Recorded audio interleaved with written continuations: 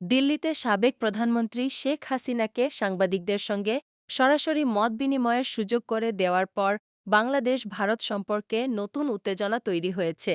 এরই মধ্যে আগামী ১২-১৩ সেপ্টেম্বর দিল্লিতে অনুষ্ঠেয় ব্রিক্স শীর্ষ সম্মেলনের আউটরিচ পর্বে প্রধানমন্ত্রী তারেক রহমানের অংশ না নেওয়াটা প্রায় নিশ্চিত হয়ে গেছে। বাংলাদেশ সরকারের একাধিক উচ্চ পর্যায়ের সূত্র গতকাল শনিবার প্রথম আলোকে জানিয়েছে, সাম্প্রতিক পরিস্থিতির পর ব্রিক্স আউটরিচে প্রধানমন্ত্রীর অংশগ্রহণের সম্ভাবনা কার্যত শেষ। ভারতের প্রধানমন্ত্রী নরেন্দ্র মোদী বিমস্টেকের বর্তমান চেয়ারম্যান হিসেবে তারেক রহমানকে ওই অধিবেশনে অংশ নেওয়ার আমন্ত্রণ জানিয়েছিলেন। গত ১৪ জুলাই ঢাকায় ভারতীয় হাইকমিশনের মাধ্যমে পররাষ্ট্র মন্ত্রণালয়ে একটি কূটনৈতিক পত্র পাঠিয়ে এ আমন্ত্রণ জানানো হয়। অর্থনৈতিক দিক দিয়ে উদীয়মান ১১টি দেশের জোট ব্রিক্স বিমস্টেক হল বঙ্গোপসাগরীয় অঞ্চলের দেশগুলোর সহযোগিতা জোট।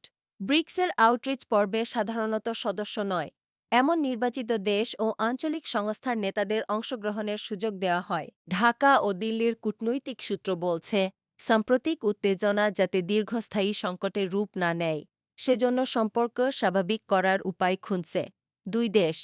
উদ্ভূত পরিস্থিতি কিভাবে সামাল দিয়ে পারস্পরিক আস্থা পুনর্গঠন করা যায় সে বিষয়ে দুই দেশই যোগাযোগ অব্যাহত রেখেছে।